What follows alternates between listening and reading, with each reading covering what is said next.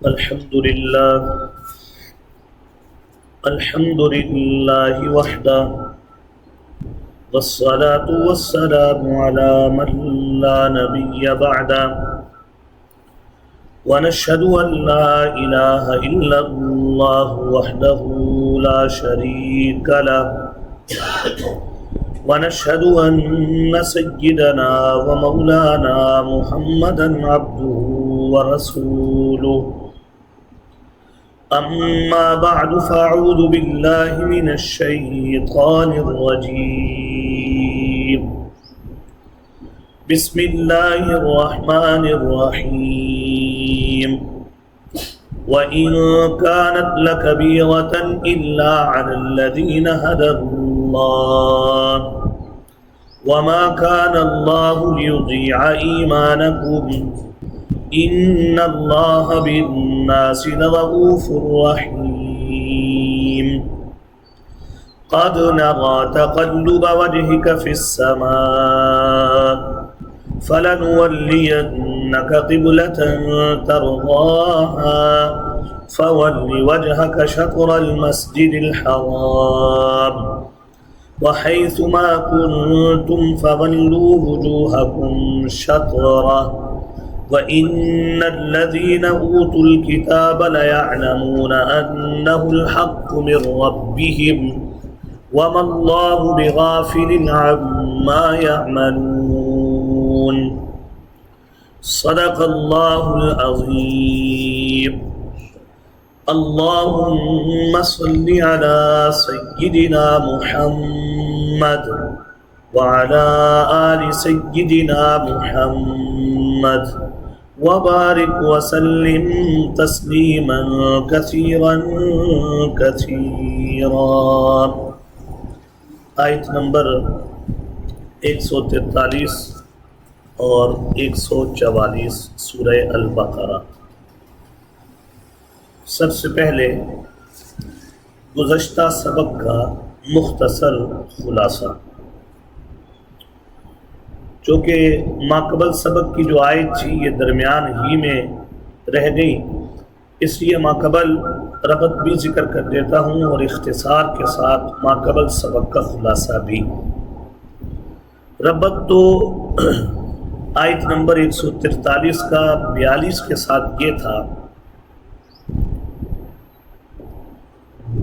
جیسے یہ قبلہ عظیم الشان ہے جس کی طرف تمہارا رخ موڑا جا رہا ہے، ایسے جو تم امت ہو یہ بھی عظیم الشان ہو. جیسے تمہارے نبی اکرم صلی اللہ علیہ وسلم عالمی نبی ہیں، ایسے اب تم بھی عالمی امت ہو. جیسے حضور صلی اللہ علیہ وسلم عظیم الشان ہیں، اے امت تم بھی کیا ہو؟ عظیم الشان. گزشتہ اس سے جو پہلے کا سبق تھا 142، اس کے اندر اللہ پروردگار عالم نے تحویل قبلہ کا جواب دیا تھا حاکمانہ. 143 نمبر آیت میں جواب ہے حکیمانہ. حاکمانہ جواب دیتے ہوئے فرمایا تھا ان کو کہہ دیجئے قل للہ المشرق والمغرب. مشرق اور مغرب ہے کس کا؟ جہاں چاہے وہ حکم دے. تم کون ہوتے ہو یہ کہنے والے کہ پہلے تو تم بیت المقدس کو قبلہ رکھتے تھے، اب تم نے دوبارہ کس کو بنا لیا ہے؟ بیت اللہ. اس کا حاکمانہ جواب یہ ہے قل للہ المشرق والمغرب. ہر قسم کی سمتیں کس کی ہیں؟ اللہ کی. یہدی من یشاء الی صراط مستقیم. یہ ہدایت ہوتی ہے صراط مستقیم کی کہ بندہ بلا علت اس حکم کو کیا کر لے؟ مان لے. اور یہ ہدایت جس کو اللہ چاہتے ہیں اسے ہی ملتی ہے. انادی ہٹ درم اور ضدی انسان کو یہ ہدایت کا درجہ نصیب نہیں ہوتا. وَكَذَلِكَ جَعَلْنَاكُمْ أُمَّةً وَسَطًا. کتنا بہترین سبق تھا. یقیناً آپ لوگوں نے دوبارہ بھی سنا ہوگا. وَكَذَلِكَ جَعَلْنَاكُمْ. میں نے عرض کیا تھا کہ اس کی شروع میں جو کاف ہے وہ کمال کا ہے. کیسی عظیم الشان بات ہے کہ جعلناکم امۃ وسطا، ہم نے تمہیں کیا بنایا ہے؟ امت وسط بنایا ہے۔ ہم نے کئی معنی پڑھے تھے۔ ایک وسط کا معنی کیا تھا؟ ایک، یہ سب سے بہترین معنی، اعتدال والی امت ہم نے تمہیں بنایا، اور اس پر ہم پڑھ کر آ چکے ہیں۔ اعتقاد میں اعتدال، عمل کے اندر اعتدال، معیشت کے اندر اعتدال، معاشرتی زندگی کے اندر اعتدال، معاملات کے اندر اعتدال۔ یہ تمہارا کمال ہے کہ ہم نے تمہیں ہر شعبے میں کیا بخشا ہے؟ اعتدال بخشا ہے۔ وجہ اس کی کیوں ہے؟ کیا ہے؟ لِتَكُونُوا شُهَدَاءَ عَلَى النَّاسِ، تاکہ کل قیامت کے دن تم لوگوں کے خلاف کیا بنو؟ گواہ۔ وَيَكُونَ الرَّسُولُ عَلَيْكُمْ شَهِيدًا، اور پھر رسول اللہ صلی اللہ علیہ وسلم تمہارے حق میں گواہ بن کر آئیں گے۔ اس لیے ہم نے تمہیں کیا بنایا ہے؟ بہترین امت۔ اور یہاں یہ بات بھی ہم نے پڑھی تھی کہ بہترین امت اس لیے ہو کہ وہ جو اِنَّا سَنُلْقِي عَلَيْكَ قَوْلًا ثَقِيلًا والی ذمہ داری تھی، اب وہ حضور کے جانے کے بعد حضور تو اپنی ذمہ داری کو ایسا پورا کر کے چلے گئے جیسے پورا کرنے کا حق تھا۔ اب تم بہترین امت اس بنا پر ہو کہ اب یہ ذمہ داری تمہارے کندھوں کے اوپر ہے۔ جو کام حضور کیا کرتے تھے، سورہ مزمل کی آیت ہے اِنَّ لَكَ فِي النَّهَارِ سَبْحًا طَوِيلًا، عجیب آیت ہے یہ۔ سورہ مزمل کا آغاز آپ پڑھیں نا تو وہاں ہے رات کے قیام کا تذکرہ، وہاں پر ہے ہمارے سامنے قرآن ٹھہر ٹھہر کر پڑھنے کا تذکرہ۔ رات میں تو یہ کام کرنا ہے، رات میں قیام کیجیے، رات میں قرآن پڑھیے، اور دن جو ہے نا اِنَّ لَكَ فِي النَّهَارِ سَبْحًا طَوِيلًا، دن آپ کا تیرتے ہوئے گزرنا چاہیے لوگوں میں۔ اور جو بندہ تیرتا ہے نا، تیرنے والا پانی میں کسی ایک جگہ کے اوپر ٹھہراؤ نہیں کرتا۔ آپ کو دعوتی کام کے لیے ایسے لوگوں کے اندر پھرنا ہے کہ کہیں ٹھہراؤ نہ ہو، ابھی ادھر تو پھر ادھر، پھر ادھر تو پھر اس سے آگے۔ تو اب نبی اکرم صلی اللہ علیہ وسلم والی جو ذمہ داری ہے اب وہ تمہارے کندھوں پر ہے، اس لیے ہم نے تمہیں بنایا ہے امتاً وسطا، کہ تم کیا ہو؟ بہترین امت ہو۔ وَمَا جَعَلْنَا الْقِبْلَةَ الَّتِي كُنْتَ عَلَيْهَا، یہ گزشتہ سبق میں کون سا جواب دیا تھا؟ حکیمانہ۔ اس قبلے کی تحویل کی حکمت یہ ہے کہ ہم ظاہر کر دیں لوگوں کے سامنے کہ کون ہے نبی اکرم صلی اللہ علیہ وسلم کا اتباع کرنے والا، اور کون ہے ایڑی کے بل حضور کی اتباع سے اعراض کرنے والا، کون ہے پھرنے والا۔ اور اس پہ میں نے عرض کیا بہت سے منافقین کا نفاق اس موقع پر کیا ہو گیا تھا؟ ظاہر ہو گیا تھا۔ جب تک بیت المقدس رہا منافق یہودی ہی تھے، اور تحویل قبلہ کی حکمتوں میں ہم پڑھ بھی کر آ چکے ہیں کہ بیت المقدس قبلہ بنا ہی اس بنا پر تھا کہ ممکن ہے کہ یہودی متاثر ہوں اور وہ کیا لائیں؟ ایمان لائیں۔ لیکن جب دوبارہ بیت اللہ ہوا تو وہ جو یہود کے اندر معمولی سا تاثر تھا اور ایک ظاہراً وہ اسلام کے کیا ہوئے؟ قریب ہوئے، اللہ نے تحویل قبلہ کا حکم دے کر ان منافقوں کے نفاق کو کیا کر دیا؟ ظاہر کر دیا۔ یہ ہے، تم پوچھتے ہو نا سیقول السفہاء من الناس ما ولاھم، کم عقل لوگ یہ کہیں گے مسلمانوں کو کس چیز نے پھیر دیا؟ ان کو پھیرنے میں حکمت یہ تھی ہم تمہیں جانچیں کہ تم میں سے کون حضور کا اتباع کرتا ہے اور کون حضور کا اتباع نہیں کرتا۔ وَإِنْ كَانَتْ لَكَبِيرَةً إِلَّا عَلَى الَّذِينَ هَدَى اللَّهُ، آج کا سبق۔ تو گویا کہ وہ جو حکیمانہ جواب تھا اس کا خلاصہ کچھ یوں بھی ہوا کہ ہم جاننا چاہتے ہیں کہ کون انسان علت کا متلاشی بنے بغیر ہمارے حکم پر کیا کرتا ہے؟ عمل کرتا ہے۔ یہ مقصد ہے۔ اور یہ صحابہ کا خاصہ تھا کہ جو علت تلاش کیے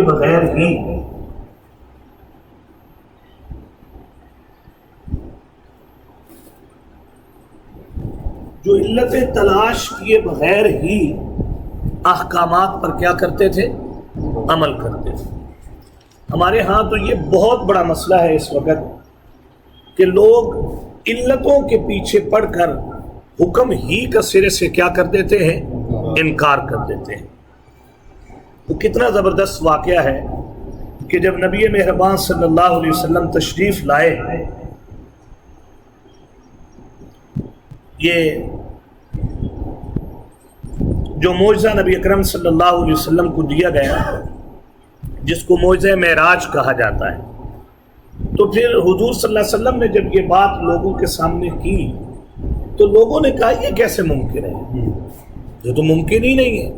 آپ کہتے ہیں کہ لیلن، رات کے تھوڑے سے حصے میں بیت اللہ سے گیا کہاں تک؟ بیت المقدس تک، اور پھر بیت المقدس سے میرا سفر شروع ہوا اور میرے سفر کی انتہا ہوئی عند سدرۃ المنتہا، عندہا جنت المأویٰ۔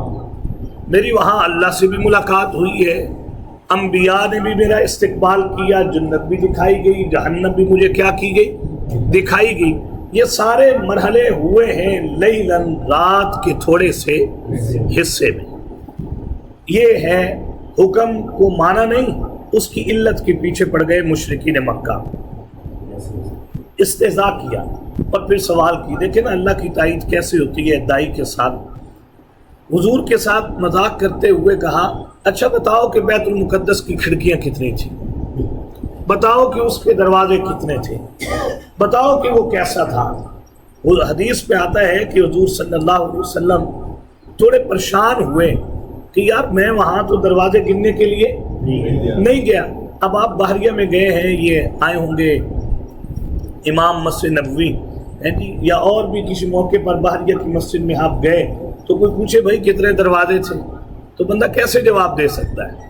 حضور صلی اللہ علیہ وسلم جب تھوڑے سے پریشان ہوئے، اللہ نے ایک اور معجزہ یہ دیا کہ وہ جو بیت المقدس تھا اللہ نے ٹوٹل کا ٹوٹل حضور کے سامنے کر دیا۔ وہ پوچھتے چلے جاتے تھے اور نبی اکرم صلی اللہ علیہ وسلم اس کا کیا دیتے جاتے تھے؟ جواب۔ یہ ہے تائید ربانی۔ بہرحال کسی نے اس موقع پر حضرت ابوبکر صدیق رضی اللہ تعالیٰ عنہ کو کہا کہ دیکھا ہے ہم تیرے ساتھی کے بارے میں جو مجنون ہونے کا دعویٰ کرتے ہیں وہ ایسا نہیں کرتے، معاذ اللہ، وہ ہے ہی ایسا۔ کبھی ممکن ہے کہ لیلن، رات کے تھوڑے سے حصے میں بیت المقدس سے بیت الحرام سے کہاں جائے؟ بیت المقدس، اور وہاں سے انسان اتنا بڑا سفر کر کے آ جائے، بھلا یہ ممکن ہے؟ کیونکہ حضرت ابوبکر رضی اللہ تعالیٰ حضور صلی اللہ علیہ وسلم کے اوپر ایمان لانے والے بالغ مردوں میں کیا ہے؟ پہلے ہاں، اور ایسے حضور کے دستے بازو بنے نا کہ سبحان اللہ، یہی وہ شخص ہے جنہوں نے بڑے بڑے انمول ہیرے حضور صلی اللہ علیہ وسلم کی گود میں لا کر ڈالے ہیں، اور ان انمول ہیروں میں ایک ہیرے مظلوم مدینہ اور شہید اسلام حضرت عثمان غنی رضی اللہ تعالی عنہ ہے۔ حضرت ابوبکر نکلے نا دعوت دینے کے لیے، تو حضور صلی اللہ علیہ وسلم نے پوچھا ابوبکر دن بھر جو دعوت دی ہے تو کیا کیا ہے؟ تو حضرت عثمان کا ہاتھ پکڑ کر کہا حضور میرے آج دن کی کمائی یہ ہے کہ عثمان ایمان لایا ہے نہیں۔ تو بڑی حضور کے ساتھ انہوں نے وفائیں کی۔ یہی تھے نا کہ اتنا ستایا کہ مکہ چھوڑنے پر ان کو کیا کیا گیا؟ مجبور۔ لیکن اخلاق اتنا عالی تھا کہ ادھر ایک طرف تنگ کرتے تھے حضرت ابوبکر صدیق کو، اور جب وہ نکلنے لگے تو پھر مکے کے لوگ آئے اور نے کہا تیرے جیسا اخلاق والا بندہ قوم سے نکل جائے تو یہ تو قوم کی ہلاکت کی کیا ہے؟ نشانی ہے، ہم آپ کو نہیں جانے دیں، لیکن ہماری صرف شرط یہ ہے کہ یہ اعلانیہ دعوت بھی نہ دیا کرو اور اعلانیہ لوگوں کو اسلام کی طرف مائل نہ کرو، ہمیں مذہب اسلام اچھا نہیں لگتا۔ حضرت ابوبکر رضی اللہ تعالیٰ نے فرمایا کوئی بات نہیں، میں ایک چبوترے پر اپنی عبادت کر لیا کروں گا، میں کسی کو دعوت نہیں دوں۔ وہاں چبوترے پہ بیٹھ کر جناب انہوں نے قرآن کی تلاوت کرنا کیا کر دی، قرآن سے بڑھ کر کون سی دعوت ہے؟ قرآن سے بڑی کوئی متاثر کن دعوت نہیں ہے، اور اس کا مظہر ہے سورہ جن کا شان نزول۔ وہ جو جنات کی ٹولیاں پھر رہی تھی کہ دیکھیں کہ کس کی وجہ سے ہمارا اوپر جانا کیا ہوا ہے، بند ہوا، اور حضور صلی اللہ علیہ وسلم اوکاس کی منڈی میں فجر کی نماز میں قرآن کو کیا کر رہے تھے، تلاوت کر رہے تھے۔ یہ سرکش جنات جو ہوتے ہیں ان کی جماعت وہاں پر پہنچی، اور انہوں نے حضور سے، یہ نہیں کہ حضور نے انہیں قرآن سنایا، حضور تو اپنی نماز میں قرآن پڑھ رہے تھے، جیسے جنوں کی جماعت نے سنا قل اوحی الی انہ استمع نفر من الجن فقالوا انا سمعنا قرآنا عجبا۔ باقی بھی جماعت کے لوگوں کو بلا کر کہا ہوئے یہ تو عجیب قرآن کی تلاوت کر رہے ہیں، یہدی الی الرشد آمنا بہ، سبحان اللہ، فوراً ایمان لائے۔ اور جنوں نے صرف حضور سے قرآن سن کر یہ سمجھ گئے اور کہنے لگے وَلَن نُشْرِكَ بِرَبِّنَا أَحَدًا، آج تک غلطی پہ تھے، اب عزم کرتے ہیں کہ اپنے رب کے ساتھ کسی کو بھی شریک نہیں کریں۔ تو سب سے مؤثر جو دعوت ہے وہ قرآن کی دعوت۔ حضرت ابوبکر رضی اللہ عنہ نے اس چبوترے پر بیٹھ کر قرآن پڑھنا شروع کر دیا، تو مشرکین مکہ کہنے لگے یہ بھی تیرا ایک طریقہ ہے لوگوں کو دعوت دینے کا۔ جب قرآن پڑھتے تھے تو سارے لوگ ارد گرد کیا ہو جاتے تھے، جمع ہو جاتے، اور پھر بڑا حضور کا دفاع کیا۔ وہ جو مشہور واقعہ ہے کہ اتنا مارا لوگوں نے کہ قوم اور کے قبیلے کے لوگ قصاص لینے کے لیے کیا ہو گئے، بس انتظار تھا اس بات کا کہ کب آخری سانس ابوبکر کے اندر سے کیا ہو جائے، نکل جائے، قصاص نہیں۔ مشاورتیں قصاص کی ہو رہی ہیں، حضرت ابوبکر کے بچنے کا بظاہر کوئی چانس نہیں۔ ماں تھی، کوئی نرم چیز بنا کر وہاں پہ کھڑی تھی اور انتظار کر رہی تھی کب میرے بیٹے کو ہوش آئے۔ اللہ اکبر، تھوڑی وقت گزرا، حضرت ابوبکر کو جب ہوش آیا تو ہوش آتے ہی پہلے لب پہ جملے تھے میرے حضور کا کیا حال ہے، لوگوں نے میرے ساتھ یہ کیا، کہیں حضور کو نقصان تو نہیں ہوا۔ تو ماں تھی اور ماں نے کہا بیٹا یہ کچھ کھا لو نا، آپ کی طبیعت بہت، منہ بالکل زخمی، بدن سارے کا سارا زخموں سے چور۔ تو ماں کو حضرت ابوبکر نے کہا مجھے حضور کے پاس لے جاؤ، میں نے کھانا کچھ نہیں، میں نے قسم کھائی ہے کہ جب تک حضور کو نہیں دیکھوں گا میں اپنے منہ میں کوئی چیز۔ وہ ایک عورت کو پتا تھا، وہ عورت جھجکتی تھی بات بتاتے ہوئے، کہا نہیں مجھے ماں پہ اعتماد ہے تم بتا دو۔ تو لوگوں کے سہارے پر حضرت ابوبکر کو وہاں لے جایا گیا جہاں حضور رپوش تھے۔ ایسا بھی دعوت والوں کے اوپر وقت آتا ہے کہ کیا ہونا پڑتا ہے، رپوش ہونا پڑتا ہے۔ تو حضرت ابوبکر کو جب وہاں لے جایا گیا نا سہارا دے کر، اور حضور صلی اللہ علیہ وسلم نے دیکھا ابوبکر کی حالت یہ ہے، تو حضور آپ دیدہ ہوئے اور حضور نے حضرت ابوبکر کو کہا ابوبکر اب تمہارا کیا حال ہے، کیسی ہے طبیعت؟ تو حضرت ابوبکر رضی اللہ عنہ نے فرمایا حضور پہلے تو کوئی حال نہ تھا، لیکن جب سے آپ کا چہرہ دیکھا ہے اب اپنے سارے درد بھول چکا ہوں۔ تو بڑی حضور کے ساتھ ایک عجیب محبت تھی، اور انہیں حضور صلی اللہ علیہ وسلم نے وہ لقب دیا تھا انت عتیق من النار، ابو بکر میں تیرے لیے یہ بشارت دیتا ہوں دنیا میں اللہ نے تمہیں جہنم سے آزاد کر دیا ہے۔ اور صدیق بھی اسی وجہ سے کہا گیا، وہ جو تھا حضور نے معجزہ جب بتایا لوگوں کو تو نہیں مانا، وہ سارے لوگ ہیں تو ابو بکر صدیق کے پاس آئے، حضور ابو بکر اس مجلس میں نہیں تھے، انہوں نے کہا تیرا دوست یہ کہتا ہے کہ میں کم وقت میں بیت الحرام سے کہاں گیا، بیت المقدس، وہاں سے سدرۃ المنتہا تک، اور یہ سارے کام ہوئے، یہ کیسے ممکن ہے؟ اب تم بتاؤ کہ تمہارے نبی تو یہ دعویٰ کر رہے ہیں۔ سبحان اللہ۔ حضرت ابوبکر صدیق رضی اللہ تعالیٰ عنہ نے فرمایا میں نے یہ بات حضور کے منہ سے نہیں سنی، میں یہ بات تمہارے منہ سے سن رہا ہوں، اگر ایسا ہی ہے جیسے تم کہہ رہے ہو، ابوبکر ان کے منہ سے سنے بغیر بھی کہہ رہا ہے کہ وہ سچ فرما رہے ہیں۔ یہ ہے بغیر علت کے حکم کو کیا کر لینا، مان لینا۔ بھائی جانوروں کو جو ذبح کر رہے ہو اس کی علت کیا ہے؟ بھائی یہ جو حکم تم کر رہے ہو اس کے پیچھے علت کیا ہے؟ علتیں نہیں دیکھنی، اللہ کا حکم دیکھنا ہے، بس آ گیا حکم، میری عقل میں اس کی علت آئے یا نہ آئے، مجھے اس حکم کو کیا کرنا ہے، ماننا ہے۔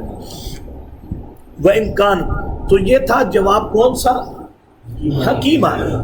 ہم جانچنا چاہتے ہیں تحویل قبلہ کا حکم دے کر کہ کون نبی اکرم صلی اللہ علیہ وسلم کا اتباع کرتا ہے اور کون ایڑیوں کے بل حضور کے اتباع سے اعراض کرتا ہے۔ وَإِن كَانَتْ لَكَبِيرَةً إِلَّا عَلَى الَّذِينَ هَدَى اللَّهُ۔ یہ تحویل قبلہ کا مسئلہ بڑا مشکل مسئلہ تھا۔ اس کی انشاءاللہ تعالی آپ سنیں گے اہمیت۔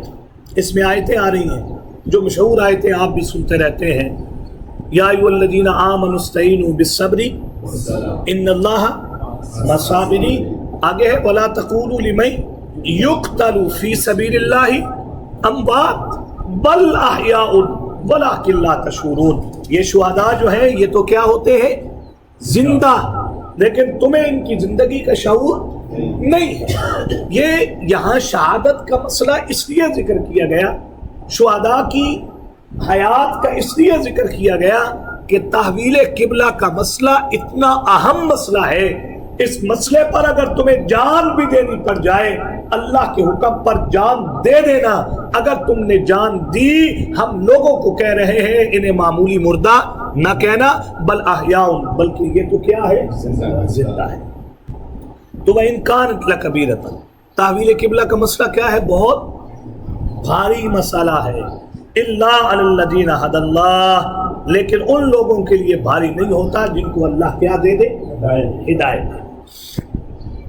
دوسرے لفظوں میں یوں سمجھ لیجیے، احکام کو بلا علت، احکام کی علت کا متلاشی بنے بغیر، اس کی علت کے پیچھے پڑے بغیر حکم کو مان لینا یہ بہت بھاری کام ہے، لیکن جن کو اللہ ہدایت دے دے وہ علتوں کے پیچھے پڑتے نہیں۔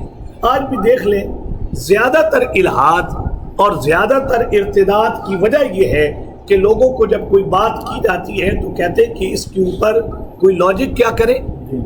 پیش کرے۔ اگر کوئی ہے تو پھر ہم آپ کی بات کو کیا کرتے ہیں؟ مانتے ہیں، اگر نہیں تو پھر ہم آپ کی بات کو مانتے نہیں ہیں۔ تو یہ ہے کہ بھائی علتیں تلاش کرنا یہ ہدایت والوں کی علامت نہیں۔ وما کان اللہ لیضیع ایمانکم، اس پر کئی باتیں گزشتہ سبق میں نے ذکر کر دی ہیں کہ علتیں احکام کے اندر تلاش نہیں کرنی۔ وما کان اللہ لیضیع ایمانکم، چور کے لیے ہم نے حکم دیا اس کا ہاتھ کیا کر دو؟ کاٹ دو۔ زانی شادی شدہ ہے، اللہ، یہ آیت کے آخر بھی آ رہا ہے، رؤوف الرحیم، بڑے مہربان ہے، رحیم ہے، لیکن اس رحیم کا حکم ہی یہ ہے کہ اگر شادی شدہ زنا کرے تو اس کو کیا کرو؟ سنسار کرو۔ یہ بھی اس کی رحمت ہے نا کہ اس سنساری کے ذریعے اس کے جرم کو دنیا ہی میں کیا کر دیا جائے گا؟ ختم کر دیا جائے گا، آخرت کے اندر پھر موجیں پڑے گی۔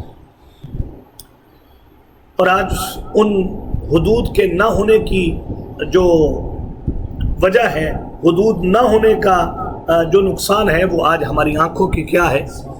سامنے ہے۔ وما کان اللہ لیضیع ایمانکم، آیت کا جو اگلا حصہ ہے اس میں اس سوال کا جواب ہے یا اس شبہ کا جواب ہے جو صحابہ اکرام کے ذہن میں یہود نے پیدا کیا تھا۔ یہود نے کہا کہ تم کہتے ہو کہ اصل قبلہ تو کون سا ہے، اور تم نے کیا کر لیا ہے؟ رخ اس طرف پھیر بھی لیا ہے۔ اگر بیت اللہ ہی اصل قبلہ ہے، بیت المقدس اصل قبلہ نہیں، تو تمہاری 16-17 مہینے کی نمازوں کا کیا بنے گا؟ وہ تو تم نے کدھر رخ کر کے پڑھی ہیں؟ بیت المقدس، ان کا کیا بنے گا پھر؟ تو اس پر صحابہ اکرام کو فکر لاحق ہوئی۔ اللہ نے اس فکر مندی کا جواب دیتے ہوئے کہا وما کان اللہ لیضیع ایمانکم، اللہ کی ذات ایسی نہیں کہ تمہارے ایمان کو کیا کر دے؟ ضائع کر دے۔ نہیں، تمہاری نمازیں ضائع نہیں۔ سب سے مقدم تو اللہ کا اذن ہے نا۔ بالکل، یہاں نماز کے لیے لفظ ایمان استعمال کیا ہے۔ وہ جو 16-17 مہینے تم نے پڑھی ہے نا، ہم نے تمہاری نمازوں کو ضائع نہیں کیا، لیکن لفظ صلاۃ نہیں بولا۔ کیا بولا ہے؟ لفظ ایمان بولا۔ لفظ ایمان بول کر اس بات کی طرف اشارہ کر دیا کہ مسلم اور کافر میں فرق کرنے والی چیز ہی کیا ہے؟ نماز۔ اس لیے کئی ائمہ کے فتوے تو اتنے سخت ہیں کہ اگر کوئی آدمی بے نمازی مر جائے اسے مسلمانوں کے قبرستان میں بھی دفن نہ کریں۔ اور کچھ کا فتویٰ تو اتنا سخت ہے کہ اسے غسل دینے کی بھی ضرورت نہیں، اسے رسی ڈال کر گھسیٹ کر اسے باہر کسی گڑھے کے اندر کیا کر دیا جائے، ڈال دیا جائے۔ یہ کس کی سزا ہے؟ بے نمازی کی سزا۔ وما کان اللہ لیضیع ایمانکم، اللہ تمہارے ایمان کو یعنی تمہاری نمازوں کو کبھی بھی ضائع نہیں کرے گا۔ بس یہ کوشش کرنی چاہیے اور اللہ سے دعا بھی کرنی چاہیے، اللہ پروردگار عالم نمازی بنا دے۔ ان الصلاۃ تنہا عن الفحشاء والمنکر، بس ہر قسم کی بے حیائی اور منکر سے بچنے کا ایک ہی ذریعہ ہے کہ تم کیا بن جاؤ، نمازی بن جاؤ۔ سبحان اللہ۔ پھر ہر قسم کے برے جذبات اللہ تمہارے اندر سے کیا کر دیں گے، نکال دیں گے۔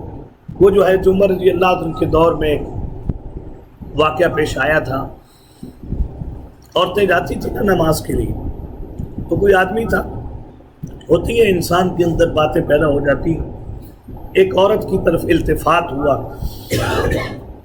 اور اسے اپنی طرف مائل کرنے کی کیا کرتا تھا، کوشش، اسے بڑی تکلیف ہوتی تھی۔ اس نے کہا چلیں آپ کی یہ تمنا پوری ہو جائے گی، لیکن آپ 40 دن کیا کر لیں، نماز پڑھ لیں تکبیر اولیٰ کے ساتھ۔ امیر المومنین، عام امام بھی نہیں ہے، امام بھی کون ہے، امیر امام کا بڑا فرق ہوتا ہے نا۔ کئی لوگ تو قرآن پڑھتے ہیں نا نماز میں تو بندے کا دل کرتا ہے کہ قرآن کیا کرتا چلا جائے، سنتا چلا جائے، ایسی تاثیر ہوتی ہے ان کی زبان میں، عمل کی وجہ سے اللہ بندے کے اندر کیا ڈالتے ہیں، تاثیر پیدا کرتے ہیں۔ انہوں نے کہا امیر المومنین کے پیچھے 40 دن نماز پڑھو۔ انہوں نے کہا یہ کون سی بات ہے، جیسے ہمارے ہاں کہتے ہیں کہ تم میرے لیے کیا کر سکتے ہو، تو میں تمہارے لیے آسمان سے ستارے، چاہے چھت پہ بھی نہ چڑھ سکتا ہوں۔ تو اس نے کہا کہ 40 دن کیا کر لو تم، نماز پڑھو۔ وہ 2 دن گزرے، 3 دن گزرے، 5 دن گزرے، وہ اثر نہیں ہے، ادھر ہی آتا ہے، روز دیکھتا ہے، التفات کرتا ہے، ساری چیزیں کرتا ہے۔ بچی بھی بڑی تربیت یافتہ تھی، وہ ادھر اللہ سے دعائیں کرتی تھی۔ حضور نے فرمایا ہے کہ جو آدمی 40 دن تکبیر اولیٰ کے ساتھ کیا کر لے، نماز پڑھ لے، اللہ پروردگار عالم اس بندے کو نفاق سے بھی بری کر دیتے ہیں اور جہنم سے بھی کیا کر دیتے ہیں، بری کر دیتے ہیں۔ ادھر وہ دعائیں بھی کر رہی۔ کچھ دن جب اوپر گزرے، اس نے لڑکے نے اس چوک اور چوراہے میں آنا کیا کر دیا، چھوڑ دیا۔ وعدے کے مطابق یہ بچی گئی اور اس نے اس کے گھر جا کر دستک دی 40 دن کے بعد۔ اس نے کہا کون؟ اس نے کہا میں ہوں جن کے لیے آپ کیا ہوتے تھے، آیا کرتے تھے۔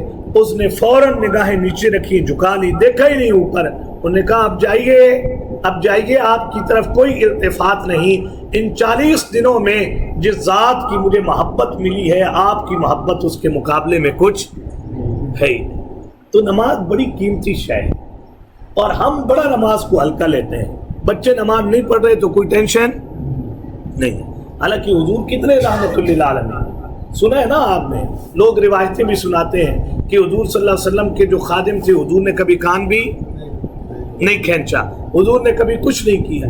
اسی رحمت للعالمین ذات کا یہ فرمان ہے صلی اللہ علیہ وسلم، 7 سال میں بچوں کو کیا دو، نماز کا حکم، اور 10 سال میں اگر نہیں پڑھ رہا تو پھر کیا کرو، ضربا یضرب ضربا، ہلکا ہلکا اکرام کرو تاکہ بچہ کس پر آ جائے، نماز پر آ جائے۔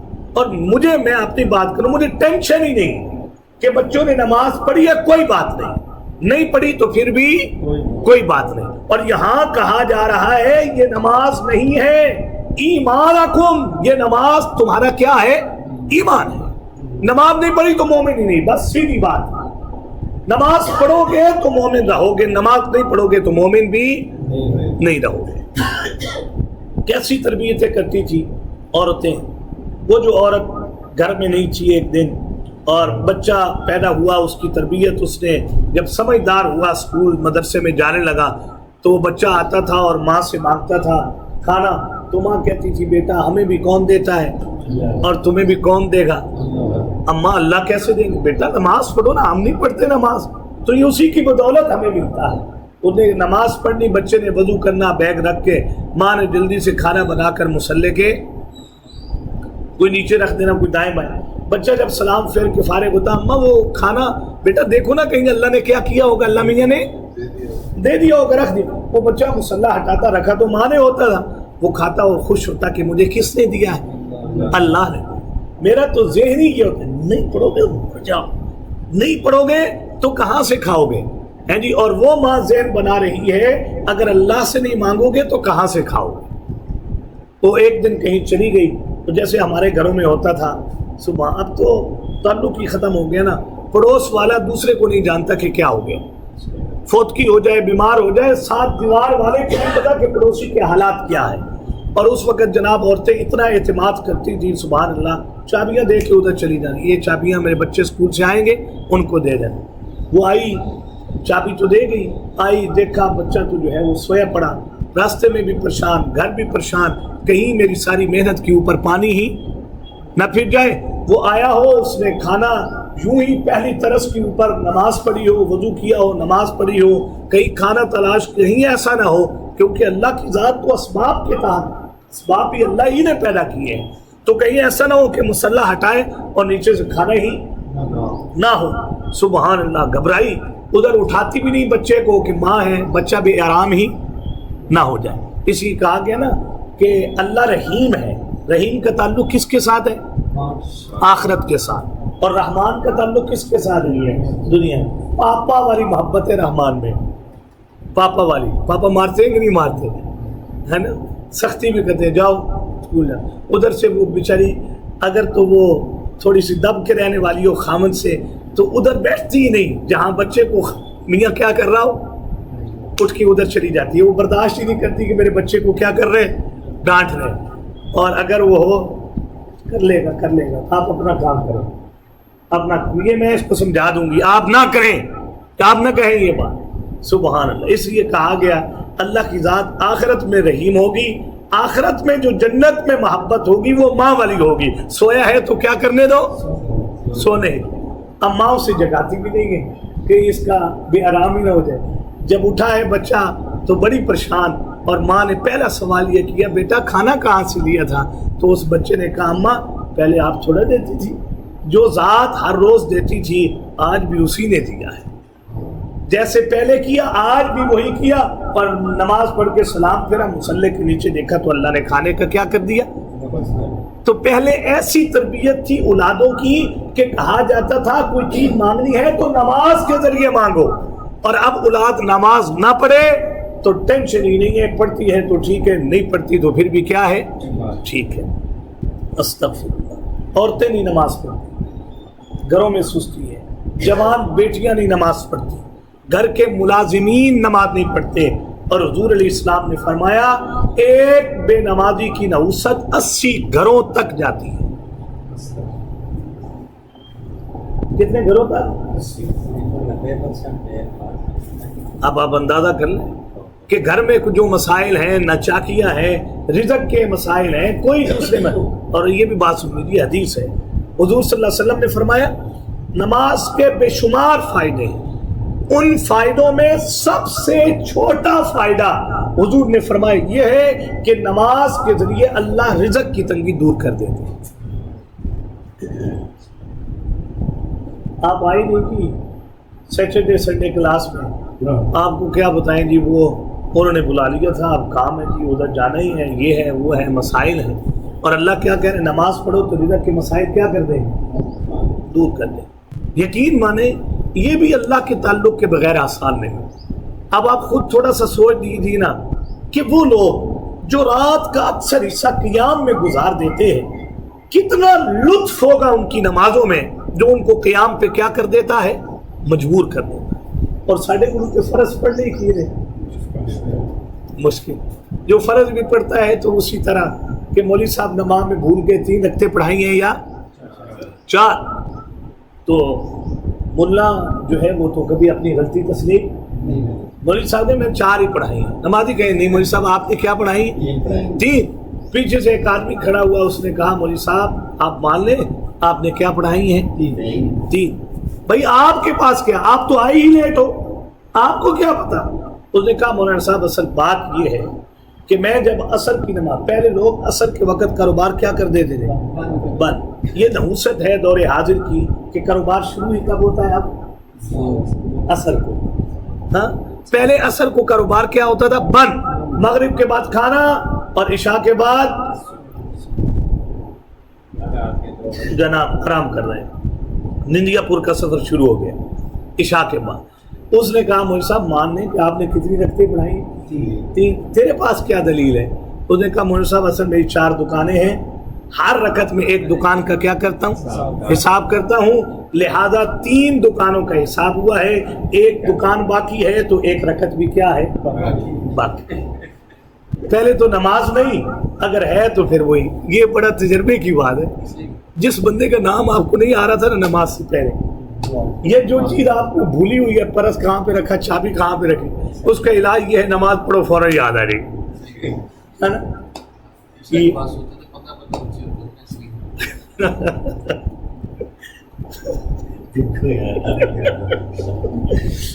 اللہ کرے آپ کو بھی عشاء کے بعد والی نیند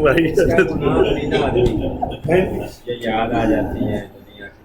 نہیں، 2 چیزیں ہیں، ایک ہے خیالات کا آنا اور ایک ہے خیالات کا لانا۔ لانا برا ہے، آنا ایمان کی علامت ہے، لیکن اس کو بڑھاتے چلے رہنا۔ ایک شروع ہو گیا کہ اب مغرب کے بعد کیا کرنا ہے، اب اس کو لے اتنی پلاننگ کی کہ عشاء تک کے سارے کام مغرب میں کیا کر لیے، سوچ لیا۔ یہ اس کو بڑھانا جو ہے یہ بری بات ہے، وگرنہ نماز میں آنا یہ تو ایمان کی کیا ہے؟ علامت ہے۔ بہرحال آج سے ہم عزم کر لیں اس مجلس میں انشاءاللہ ہمارے گھر کے اندر کوئی فرد انشاءاللہ بے نمازی نہیں رہے گا۔ ہمارے بچے ہیں وہ نرسری میں ہیں، وہ 1 میں ہیں، وہ 2 میں ہیں، وہ 5 میں، وہ جہاں بھی نہیں فجر میں اٹھتے نہ اٹھیں، لیکن جب وہ سکول کے لیے جب جانے لگے تیار ہو کر پہلا کام اپنے گھر میں یہ کروانا ہے کہ بچوں نماز پڑھ کے جاؤ۔ وہ بالغ تو ہے نہیں، وہ ابھی وہ مکلف تو نہیں ہوئے کہ وقت کے اوپر پڑھے، لیکن اگر وہ اس وقت بھی پڑھ لیں تو یہ بھی بڑی غنیمت کی کیا ہے بات ہے، نمازی بنا۔ اسماعیل حنیہ شہید رحمہ اللہ تعالی، یہ شہادت سے قبل کچھ ان کا انٹرویو ہے، اس میں ان سے پوچھا جاتا ہے کہ آپ کیسے اس فیلڈ میں آ گئے، بڑا پڑھا لکھا آدمی تھا، آپ کیسے آ گئے؟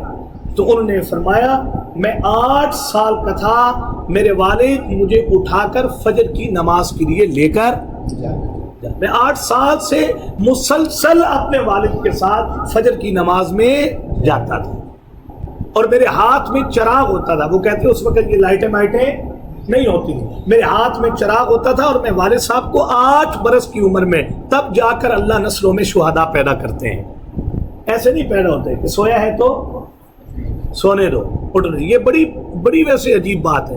وما کان اللہ لیضیع ایمانکم، نماز کو کیا کہا گیا؟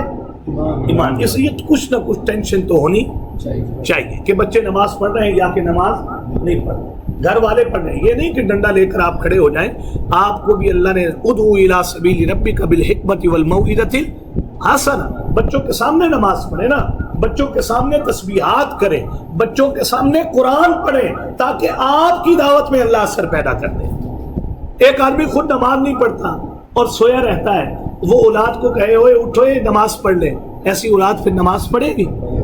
کوئی محترمہ بھی نماز نہیں پڑھے گی، وہاں تو عمل بھی فیل ہو جاتے ہیں، وہاں تو عمل بھی کیا ہو جاتے ہیں۔ وہ ایک بزرگ کو نہیں مانتی تھی نا اللہ والی، عزت احترام نہیں کرتی تھی، تو اس نے کہا اللہ تو جو اتنی بڑی بڑی کرامتیں دیتا ہے کوئی ایک ایسی کرامت بھی دے یہ بھی مان جائے۔ ہاں وہ مرید جاتے تھے استاد جی کا کھانا دینے، حضرت صاحب کون سے استاد جی، کون سے حضرت صاحب، میں جانتی ہوں وہ کتنا استاد ہے کتنا حضرت ہے، ہاں میں جانتی ہوں اس کو قریب سے، نہیں آپ استاد نہیں۔ وہ مرید بھی بڑے پریشان ہوتے کہ استاد جی کا اکرام گھر سے ہوتا ہے۔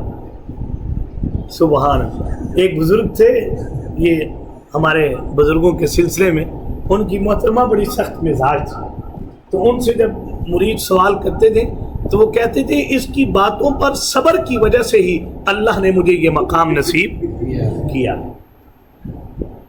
اب آپ میں سے بھی کئی ولی ہوں گے، بتائیں گے نہیں؟ ہوں گے ولی، لیکن بتائیں گے. اور یہ ولی کی علامت ہوتی ہے کہ وہ درجہ ولایت پر پہنچ کر کسی کو بتاتا نہیں کہ میرے پاس یہ کرامت. تو انہوں نے کہا کہ مجھے بھی کیا مل جائے, کوئی کرامت مل جائے. اور ان کو کرامت یہ ملی کہ وہ اڑ کر گھر کے اوپر سے ان کو گزار دیا گیا ہوا میں. وہ جناب بیوی نیچے صفائی کر رہی تھی, کوئی کام کر رہی تھی, اوپر دیکھا تو کوئی بندہ فضا میں اڑنے کا. واہ واہ, ولی ہو تو ایسا ہو جو فضاؤں میں کیا کرے, پرواز کرے. وہ اللہ والوں کو آواز بھی سنائی, اللہ نے دلوا دی. انہوں نے کہا شکر ہے میرے اللہ, یہ کیا مان گئی ہے, ولی تو مان گئی. وہ جب شام کو گھر آئے تو خانقاہ سے واپس انہوں نے کہا تم بھی بڑے ولی بنے پھرتے ہو, ولی تو وہ ہے جو آج میں نے فضا میں اڑتا ہوا کیا کیا ہے. دیکھا اس نے کہا الحمدللہ وہ میں ہی تھا نا جو اچھا تبھی آپ کو اڑنا بھی صحیح نہیں آتا تھا, کبھی ادھر اور کبھی ادھر. تو بھائی یہ محترمائیں بھی تب مانیں گی کہ جب ہم گھر میں کیا کریں گے, عمل کریں. میں بھی اخلاق سے بولوں, میں بھی اچھا رہوں, میں بھی نماز پڑھوں, میں بھی قرآن پڑھوں. جب قرآن نہیں پڑھنا تو پھر دعوت کا کوئی اثر بھی نہیں ہوگا. اس لیے وما کان اللہ لیضیع ایمانکم, اللہ کی ذات ایسی نہیں جو تمہارے ایمان کو کیا کر دے, ضائع کر دے. تو سب نے نیت کر لی انشاءاللہ. ہاں یہ طلبہ بھی جو ہے نماز نہ جائے, جو طالب علم نماز چھوڑ دے گا بس یہ جو علم حاصل کرنا ہے یہ تو سب فرض کفایہ ہے, اور نماز کیا ہے, فرض عین ہے. اس سے بڑی دلیل آپ کو کیا دے, زندگی رہی. پہنچ گئے سورہ النساء میں تو وہاں آپ سنیں گے کہ حالت جنگ میں بھی حضور کو کہا گیا یہاں بھی اگر نماز کا وقت ہو گیا تو آپ نے کیا پڑھنی ہے, نماز پڑھنی ہے. آپ اندازہ کریں حضور کی جان سے کوئی قیمتی جان ہے, اور چانس ہے کہ حضور کی جان بھی کیا ہو جائے, چلی جائے میدان جہاد میں. لیکن پھر بھی کہا گیا اگر یہ چانس بھی ہو پھر بھی آپ کو نماز معاف نہیں. ایک جماعت حضور کے ساتھ جائے, ایک رکعت پیچھے پڑے, ایک دشمن کی طرف کھڑی ہو جائے, اتنے بڑے خطرے کے اندر بھی تمہیں نماز معاف نہیں. تو آفس کی وجہ سے نماز معاف ہے, کام پہ جانے کی وجہ سے نماز معاف ہے, دکان کی وجہ سے نماز معاف ہے. کتنے بچے ہیں, کتنے بچے, اب ہم بھی بچوں کو پڑھاتے ہیں بھائی, کالج جاتے ہیں استاد جی, یونیورسٹی جاتے ہیں, وہاں اتنے پیریڈ ہوتے ہیں, وہاں نماز کا وقفہ ہی نہیں ہوتا. ایسے تعلیمی اداروں میں نہ بھیجیں جہاں آپ کے بچے نماز ہی نہیں پڑھ پاتے. اس کی وجہ یہ ہے کہ نماز تو کیا ہے, اور جس تعلیم کے لیے آپ نے بھیجا ہے وہ تو فرض عین ہے نہیں. ان اللہ بالناس لرؤوف الرحیم, اللہ تمہارے اعمال کو اس لیے ضائع نہیں کرے گا کیونکہ وہ بڑا مہربان اور کیا کرنے والا ہے, رحم کرنے والا ہے. رحم کرنے والا بھی کبھی کسی کی کمائی کو ضائع کرتا ہے نہیں, تو تمہاری بھی کمائی کو ضائع. اس لیے حضور علیہ الصلوۃ والسلام نے فرمایا نا, ایک آدمی بخشا جائے گا اتنی معمولی سی بات کی وجہ سے کہ اس کا گمان بھی اس طرف نہیں ہوگا. ہم بھی کام کرتے ہیں نا نیکی کے, اور بڑے کام کریں تو ہمارے ذہن میں ہوتا ہے شاید اس کام کی وجہ سے ہم کیا کیے جائیں, بخشے جائیں. اور حضور کیا فرمائے, چھوٹے سے کام کی وجہ سے کیا کیا جائے گا, بخشا جائے گا. قد نرا تقلب وجهك في السماء, یہ جو آیت ہے اس میں نبی اکرم صلی اللہ علیہ وسلم کی اس تمنا کو پورا کر دیا گیا جو حضور صلی اللہ علیہ وسلم کے ذہن میں تھی. حضور کی تمنا یہ تھی کہ قبلہ کیا بن جائے, ایک روایت کے مطابق بیت اللہ بن جائے. اس لیے کہ حضرت ابراہیم کا قبلہ بھی کون سا تھا, حضرت اسماعیل کا قبلہ بھی گزشتہ سبق میں پڑھ لیا نا کہ کتنے بیٹے, دو. ایک کی نسل کے لیے قبلہ بیت اللہ, حضرت اسحاق اور ان کی نسل کے لیے بیت المقدس. تو ایک فطری لگاؤ تھا, نبوت ملنے سے پہلے بھی آپ جو چل رہے تھے وہ ملت ابراہیمی پر چل رہے تھے, اور بعد میں بھی آپ کو حکم دیا گیا ان اتبع ملت ابراہیم حنیفا.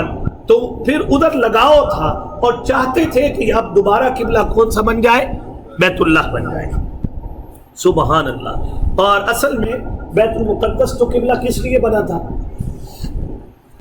یہودی مائل ہو جائے نا, ہو سکتا ہے مائل ہو کر وہ کیا لائیں, اسلام لے آئیں, لیکن وہ دونوں آیتیں پیچھے پڑ چکے ہیں. افتطمعون ان یؤمنوا لکم وقد کان فریق منہم یسمعون کلام اللہ, کیا تم امیدیں لگائے بیٹھے ہو کہ یہ لوگ کیا لائیں گے, ایمان لائیں گے. وہ جہاں پر 5 گروہ پڑے تھے, یاد آیا کہ نہیں آیا, منافقین کا گروہ, صاحبزادگان کا گروہ, اور تعریف کرنے والوں کا گروہ، امیین کا گروہ، ان تمام گروہوں کے بارے میں کہا تھا اولئک اصحاب النار۔ تو اب امید ہی ختم ہو گئی ان کے ایمان لانے کی، تو اب حضور کے دل میں تمنا ہوئی جب انہوں نے ایمان لانا نہیں تو اب دوبارہ ہمارا قبلہ کون سا بنا دیا جائے؟ بیت اللہ۔ اور ایک آیت پیچھے اور پڑھ کر آ گئے، ولن ترضى عنك اليهود ولا النصارى، یہ یہود اور نصارہ آپ سے کبھی بھی راضی نہیں، ان کے راضی ہونے کی ایک ہی صورت ہے، حتی تتبع ملتہم، آپ ان کے مذہب کا کیا کر لیں۔ تو جب انہوں نے راضی نہیں ہونا، انہوں نے مذہب اسلام میں آنا نہیں، وہ چاہتے ہیں یہ ہمارے مذہب میں آ جائیں، تو ایسے لوگوں کے لیے اب بیت المقدس کو قبلہ رکھنے کا کوئی فائدہ تو ہے نہیں۔ اس لیے اب حضور کے دل میں یہ تمنا پیدا ہوئی، یا اللہ آپ قبلہ دوبارہ کیا بنا دیجئے؟ بیت اللہ۔ قد نرا تقلب وجهك في السماء، اور حضور صلی اللہ علیہ وسلم اس امید میں کہ کب وحی آئے اور کب دل ٹھنڈا ہو اور کب تمنا کیا ہو جائے، پوری ہو جائے، حضور صلی اللہ علیہ وسلم نماز میں اپنی نگاہیں آسمان کی طرف اٹھا کر کیا کرتے تھے؟ دیکھتے تھے۔ اب اللہ کا دیکھیے پھر، سبحان اللہ، ادھر حضور کے دل میں چاہت پوری ہوئی نہیں اور اللہ نے حضور کی چاہت کو کیا کر دیا؟ جی، فَلَنُوَلِّيَنَّكَ قِبْلَةً تَرْضَاهَا، اے حبیب صلی اللہ علیہ وسلم ہم آپ کو ایسے قبلے کی طرف پھیرنے والے ہیں، ترضاها، کہ آپ اس سے کیا ہو جائیں؟ راضی ہو جائیں۔ یہ دیکھیں حضور صلی اللہ علیہ وسلم کا مقام کہ اللہ کی ذات حضور کی تمنا پوری کر کے حضور کو راضی کر رہے ہیں۔ ترضاها، ہم آپ کو اس قبلے کی طرف پھیریں گے کہ آپ اس سے کیا ہو جائیں گے؟ راضی ہو جائیں گے۔ فولی وجہ کا شطر المسجد الحرام، ایک بات اور ذرا سن لیجیے مختصر، یہ قول ہے مفسرین کا اور یہ بھی بڑا جاندار قول ہے کہ یہ جو تقلب وجہ کا فی السماء ہے، ایک قول تو یہ ہے کہ حضور چاہتے تھے کہ قبلہ کیا بن جائے، دوسرا قول یہ ہے کہ تقلب کہتے ہیں پریشانی کی حالت میں دیکھنا، یہ باب تفاعل ہے، اور جیسے سانپ ہوتا ہے نا عربی میں، تقلب سانپ کے اس چلنے کو کہتے ہیں جو گرمی میں چلتا ہے اور شدید گرمی میں چلنے کی وجہ سے اسے کیا ہوتی ہے؟ تکلیف۔ ایک قول یہ کہ حضور ابھی نہیں چاہتے تھے کہ قبلہ کیا بن جائے؟ بیت اللہ بنے، حضور چاہتے تھے کہ بیت المقدس ہی رہے ابھی کچھ عرصہ، ممکن ہے کہ یہ کیا لائیں؟ اسلام لے آئے۔ اللہ نے فرمایا اب یہ اسلام لانے والے نہیں ہیں، آپ تو چاہتے ہیں کہ یہ رہے، اب ان سے اپنی امید ختم کر دیں، اب ہم آپ کو اس قبلے کی طرف لے کر جا رہے ہیں، ترضاہا، جس کو آپ پہلے پسند کیا کرتے تھے۔ ایک قول یہ، اس پر کرینہ یہ ہے نیچے والی آیات، ایک آیت دیکھ لیجئے، چلیں سبق ذرا واضح ہو جائے۔ 145 جو آیت شروع ہو رہی ہے، جہاں پر ختم کیا اس سے اگلی آیت، وَلَئِنْ أَتَيْتَ الَّذِينَ أُوتُوا الْكِتَابَ بِكُلِّ آيَةٍ مَا تَبِعُوا قِبْلَتَكَ، اے حضور اگر آپ ان کے قبلے کا اتباع کرتے بھی رہیں گے، یہ پھر بھی آپ کے قبلے کا اتباع نہیں کریں گے، آپ کی بات نہیں مانیں گے۔ یہ ہے، بہرحال آگے چلیے، فَوَلِّ وَجْهَكَ شَطْرَ الْمَسْجِدِ الْحَرَامِ، بس آپ اپنے چہرے کو پھیر لیجئے کس کی طرف؟ مسجد۔ یہ ولی وجہک کا لفظ بولا ہے، چہرہ بول کر پورا بدن مراد ہے، یہ نہیں کہ صرف چہرہ کرنا ہے۔ اگلی بات، شطر کے دو معنی ہیں، ایک شطر کا معنی نصف، ایک شطر کا معنی سمت، یہاں سمت مراد ہے۔ آپ اپنے چہرے کو پھیر لیجئے مسجد حرام کی سمت کی طرف۔ یہ جو مسجد حرام ہے، بیت اللہ نہیں بولا، یہ نہیں کہا کہ اپنا منہ اس کی طرف کیجیے بیت اللہ کی طرف، نہ، بیت اللہ کا رقبہ جو ہے وہ بہت کم ہے اور اس کے مقابلے میں مسجد حرام جو ہے وہ بہت کیا ہے؟ وسیع۔ بیت اللہ کی طرف اگر منہ کرنے کا حکم دیا جائے یہ بہت مشکل امر ہے، اور اللہ پروردگار عالم نے دین میں کیا رکھی ہے؟ آسانی۔ اس آسانی کے پیش نظر کہا مسجد حرام کی طرف کیا کر لو؟ اپنا رخ کر لو، تھوڑا سا بھی ادھر ہو گیا بس نماز ہو گئی۔ دوسرا اس کے اندر مسجد حرام ہے، یہ پیچھے پڑ چکے ہیں ہم کچھ سبق پہلے، اس کو مسجد حرام کہنے کی وجہ یہ ہے یہ قابل عزت جگہ ہے، اس جگہ پر قتل قتال کی کوئی اجازت نہیں ہے۔ وَحَيْثُ مَا كُنتُمْ فَوَلُّوا وُجُوهَكُمْ شَطْرَهُ، اب یہ جو مسجدیں بنائی جاتی ہیں معمولی سے قبلے کے اندر مسائل آتے ہیں، لوگ اس میں نماز پڑھنا ترک کر دیتے ہیں، لوگ جاننے نہیں جی ادھر قبلے کا مسئلہ ہے، او بھائی کوئی بات نہیں ہے، مسجد حرام اتنا بڑا وسیع رقبہ ہے، کسی ایک سمت بھی تھوڑا سا بھی رخ ہو جائے تو وہ گویا کہ کس کی طرف رخ ہو گیا، چھوٹے موٹے رخ سے کوئی مسئلہ نہیں۔ وَحَيْثُ مَا كُنْتُمْ فَوَلُّوا وُجُوهَكُمْ شَطْرَهُ، یہ دوبارہ حکم آ گیا، یہ حکم تخصیصی نہیں ہے، یہ پیغمبر کو بھی حکم ہے اور ان کی امت کو بھی کیا ہے؟ بھائی پہلے دیکھیں نا، فولی ہاں جی جمع کا صیغہ ہے کہ واحد کا صیغہ ہے؟ واحد کا صیغہ ہے، اور وجہک یہ واحد ہے کہ جمع ہے؟ واحد ہے، تو پھر ایک بات پیدا ہوئی، کیا یہ حضور کے لیے حکم ہے یا پوری امت کے لیے حکم ہے؟ نیچے اس کو جمع میں لا کر کہا یہ صرف حضور کے لیے نہیں، تم سب کے لیے کیا ہے؟ حکم ہے۔ فَوَلُّوا وُجُوهَكُمْ شَطْرَهُ، بس پھیر لو تم اپنے چہرے کو، شطرہ اس کی سمت۔ وَإِنَّ الَّذِينَ أُوتُوا الْكِتَابَ لَيَعْلَمُونَ أَنَّهُ الْحَقُّ مِنْ رَبِّهِمْ، بے شک وہ لوگ جن کو کیا دی گئی ہے؟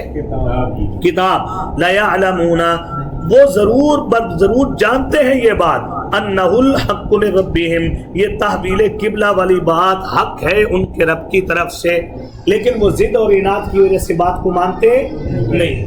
یہ اتنا بڑا اعزاز بنو اسماعیل کو کیسے دیا گیا؟ یہ اعزاز تو ملنا چاہیے تھا کس کو؟ بنو اسحاق کو۔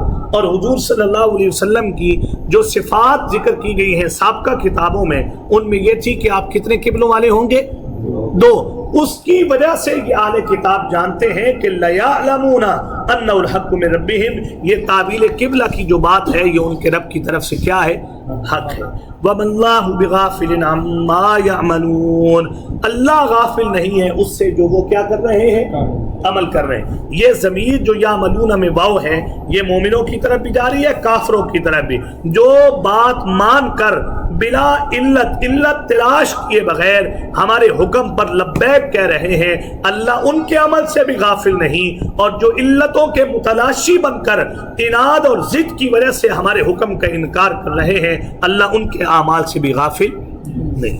ترجمہ دیکھیں، وَكَذَلِكَ جَعَلْنَاكُمْ، واو کا معنی اور کذالک، ہاں اسی طرح کمال ہے یہ، جعلناکم، ہم نے بنایا تم کو، امتن، امت، وسطن، بہترین، معتدل، لتکونوا شہداء علی الناس، تاکہ ہو جاؤ تم گواہ علی الناس، لوگوں پر۔ ایک معنی یہ بتایا تھا نا، اور ایک معنی یہ تھا کہ ہو جاؤ حق بتانے والے، ہے نا، وَيَكُونَ الرَّسُولُ عَلَيْكُمْ شَهِيدًا، اور ہو جائے رسول صلی اللہ علیہ وسلم علیکم تم پر شہیدن، گواہ۔ وہ روایت یاد ہے نا معاشر میں؟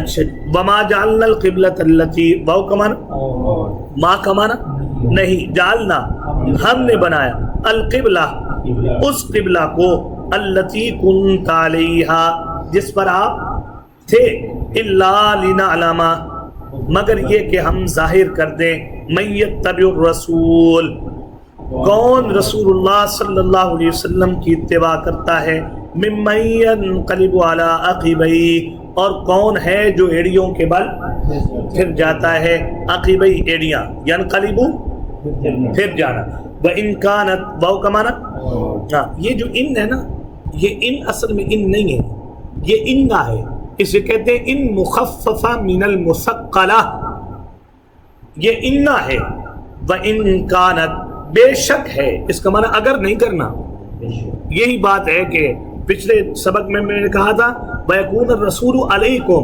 عَلَىٰ لَكُمْ کے معنی میں ہے، عَلَىٰ کا ویسے معنی ہوتا ہے خلاف گواہی دینا، لیکن یہاں عَلَىٰ کس کے معنی میں ہے؟ لَكُمْ تمہارے حق میں گواہی دے دے، اور یہاں بھی یہ ان اگر کے معنی میں نہیں ہے، ہاں بے شک کانت ہے، لَكَبِيرَةً بہت بھاری کام یہ، اللہ مگر ان لوگوں پر، حد اللہ جن کو اللہ کیا دے دیں؟ ہدایت دے دیں۔ وہ نہیں دیکھتے دنیا کیا کہے گی، ہے جی یہ فلاں ہے، یہ فلاں ہے، وہ آج بھی راہ خدا میں اسی طرح مگن ہیں جیسے پہلے لوگ کیا ہوتے تھے؟ مگن ہوتے، وہ ملامت کی نہیں پرواہ کرتے، ولا یخافون لومۃ لائم، وما کان اللہ اور نہیں ہے اللہ لیضیع ایمانکم یہ کہ ضائع کر دے وہ تمہاری نمازوں کو، اللہ جاندار نمازوں کی توفیق دے دے، وگرنہ وہ بھی تو حدیث ہے نا کہ نمازی نماز پڑھ کے فارغ ہوتا ہے تو ایک سیاہ دار کپڑے میں لپیٹ کر اس کے منہ پر مار دی جاتی ہے۔ نماز نہیں خالی دیکھنی، یہ کپڑے بھی دیکھنے ہیں، یہ کہاں سے لیے ہیں۔ ہاں جی، بجلی کا کنیکشن جو ہے ایک جگہ میں ذکر نہیں کرتا، ریکارڈنگ جاتی ہے، بہرحال درس کے لیے جو ہے وہ گیا، بڑی جگہ تھی وہاں، تو پتہ چلا وہاں پر بہت بڑی جگہ تھی، تو وہاں پتہ چلا کہ جتنے بجلی کے جو کنیکشن ہیں سمجھ گئے نا، اور وہاں اسی سے وضو کیا اور اسی سے کیا پڑھی ہے، نماز پڑھی۔ ہر چیز دیکھی جائے گی، چٹائی دیکھی جائے گی، وہ چھت دیکھی جائے گی جس کے نیچے کھڑی ہو کے پڑھ رہے ہو، وہ ٹوپی دیکھی جائے گی جو سر پہ رکھی ہے، وہ لقمے دیکھے جائیں گے جو پیٹ میں کیا کیے ہیں، ڈالے، ہاں وہ کیے ہیں نا، تو پھر تو الصلاۃ معراج، پھر تو معراج ہے تمہاری۔ ایسے ہی تم ہم سے باتیں کر رہے ہو جیسے ہمارے حضور کبھی ہمارے پاس آئے تھے اور ہم سے کیا کی تھی، باتیں کی تھی۔ ان چیزوں کا خیال نہیں رکھو کہ تو لپیٹ کر تمہارے منہ پر مار دی جائے۔ وہ حدیث ہے نا، بڑا روتا بھی بڑا ہے، اور اس کی حالت بھی ایسے ہے کہ اس کی دعا رد نہ کی جائے، لیکن کروں کیا، اس کے بدن پہ جو کپڑا ہے وہ بھی حرام کا ہے، اور اس کے پیٹ میں جو لقمہ ہے وہ بھی کس کا ہے، یہ حدیث ہے۔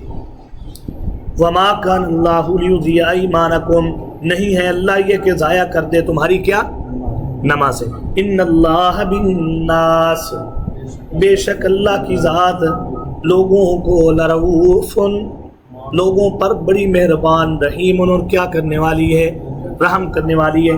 کبھی کبھی نا آپ ویسے رش کیا کریں، یہ جو مزدور ہوتے ہیں اینٹیں اٹھانے والے، یہ وہ بڑے یعنی جہاں حرام کا احتمال کم ہوتا ہے، کبھی آپ ان کو نماز پڑھتے دیکھیں نا، ان کی نماز کو دیکھ کے لطف آ جاتا ہے۔ کتنے مقبول ہوں گے اللہ کے، ہے نا، کوئی نہیں، اللہ نے جس حال میں رکھا ہے، اتنا اپنے رب پہ راضی ہے نا، اینٹیں اٹھا کے اتنی منزل پہ جا رہا ہے، اور پھر بھی نماز کا حکم ہے تو سجدے میں پڑھ کے کہتا ہے سبحان ربی الاعلیٰ، اللہ جس حال میں تو نے رکھا میں اس میں بھی تیری ذات پر کیا ہوں، راضی۔ قد نرا تقلبا، قد نرا یہ نہیں کہ صرف غربا، کئی لوگ میں نے ایسے دیکھے بڑے سرمایہ دار بھی، یہ تجربے کی بات بتا رہا ہوں، ان کی نماز دیکھ کر خدا یاد آ گئی، خدا یاد آ گئی۔ چلے میں بات کر دیتا ہوں، ان تک شاید نہ جائے گا۔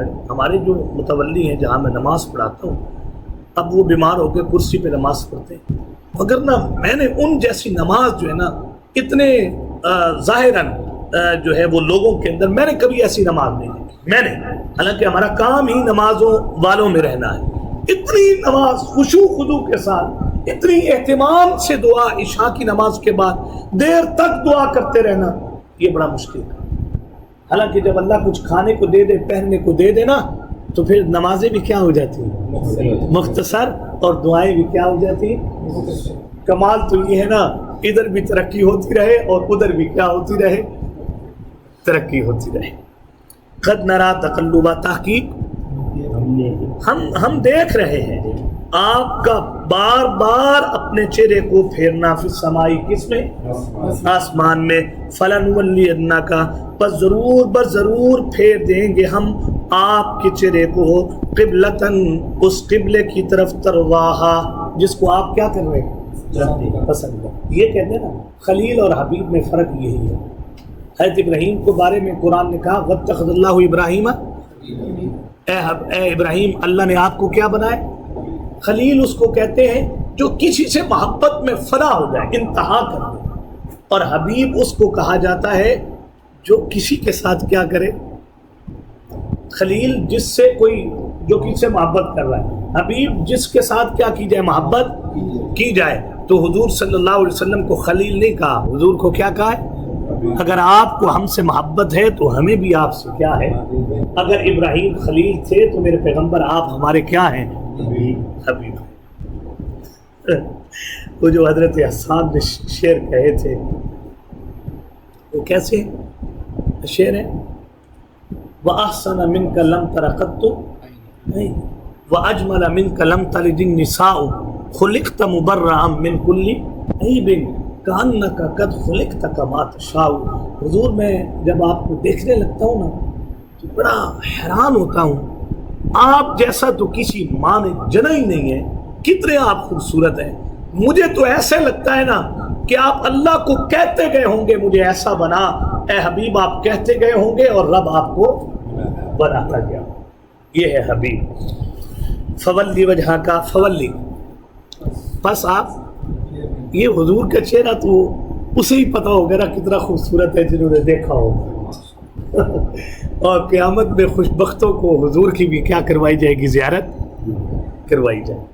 اور حضور علیہ السلام نے فرمایا جس نے خواب میں مجھے دیکھا اس نے مجھے ہی دیکھا. شیطان ہر بندے کی شکل اختیار کر سکتا ہے لیکن میری شکل اختیار نہیں کر سکتا. چلیں اللہ یہاں بھی زیارت نصیب فرمائے. بستر پاک ہو، درود شریف کا اہتمام ہو، ہیں جی، ایک لو لگی ہو دل میں، ایک تڑپ ہو. ہیں جی، ایک اللہ والے تھے کھانے حلال کے ہوں، ان کو روز حضور علیہ السلام کی کیا ہوتی تھی؟ تو وہ بڑی اعزاز ہے نا کہ حضور کی زیارت ہو جائے. اللہ اکبر اللہ اکبر. کوئی ارشد ندیم کے ساتھ کھڑے ہو کے فوٹو بنایا ہے آج کل، ہے نا؟ او بھائی یہ فوٹو کیا ہے؟ جنہیں حضور کے ساتھ میت ہو جائے خواب میں، سبحان اللہ. تو اللہ والوں کو روز زیارت ہوتی تھی تو وہ کہتے ہمیں ہو رہی ہے زیارت حضور کی. محترمہ کہتی تھی اس میں بھی ہمارا ہی ہاتھ ہے حضرت، جب ہم کھانا بناتی ہیں تو باوضو ہو کر بناتی ہیں، اور پھر جب بناتی ہیں تو درود شریف کے ترانوں سے کھانا بنتا ہے. اچھا آج ہوئی تو پھر بتائیے گا ذرا. وہ اللہ والے سوئے وہی شروع کر کے وہ زیارت نہ ہوئی تو آج نہیں ہو رہا. خیر تو ہے، آج کیا ہوا؟ نہیں ہوئی آج زیارت، ہے نہیں. اس نے کہا اصل بات یہ ہے آج میں نے کھانا معمول سے ہٹ کر بنایا ہے، میں دیکھتی ہوں آپ کو زیارت ہوتی ہے یا کہ نہیں ہوتی. جہاں آپ کے قرب کی باتیں ضرور ہوں گی وہاں ہمارے کھانے کا بھی اس میں کیا ہے؟ اثر ہے. کوئی بات نہیں، باعث سے لے لیتے. قاری ذہن صاحب کو کہتے کیا دے دیتے؟ آرڈر دے دیتے، فوڈ پارٹی سے منگوا.